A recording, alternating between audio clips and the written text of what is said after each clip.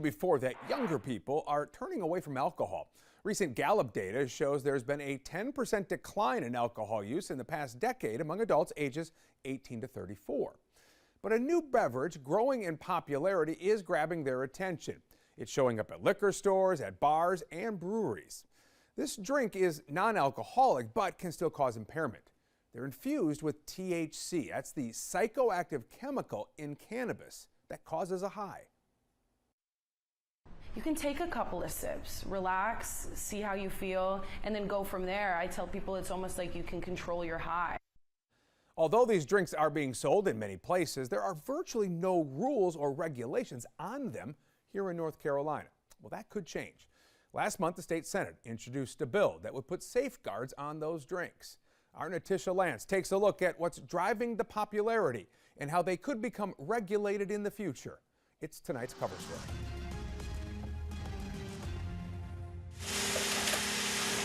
3 years ago, the owners of Crescent Canna took their company in a new direction. We saw an opportunity in the market, and we knew that there was going to be demand for this product. The company started in 2019 as a CBD nutraceutical company, selling topicals, edibles, and tinctures. But now, we've been producing these hemp-derived THC beverages. The 2018 North Carolina Farm Bill allows the use of a certain amount of THC taken from hemp. So as long as the plant or the product itself contains less than 0.3% THC, it's considered legal. The company manufactures its beverage, Crescent 9 THC Seltzer, in Charlotte.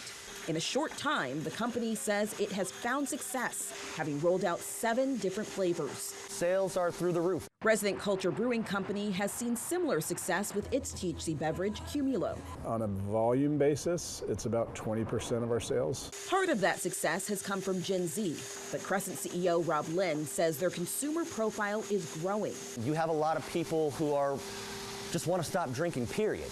You see it a lot in Gen Z, that is a lot, but our demographic is spread fairly even across the board. In March, the North Carolina State Senate passed the first reading that would put legal limits on THC beverages, including who can sell them, how they're made, and the legal purchasing age.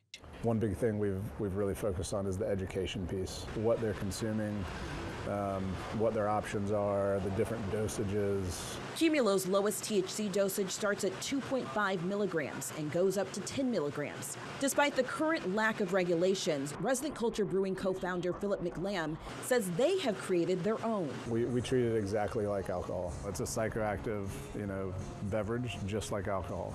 And we ID everybody. It's always 21 and up. But it's not quite like drinking an alcoholic beverage. You have to be mindful about the dosage because it may take as much as 2.5 to 3 hours before the effects begin. While the drinks may be easy to get, consumers should be aware.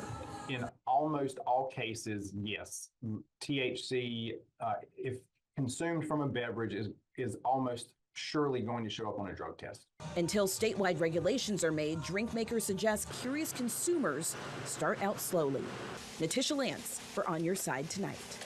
Natisha, thank you. Now, that bill currently in committee. We will keep you updated on what happens as the story develops. Turning back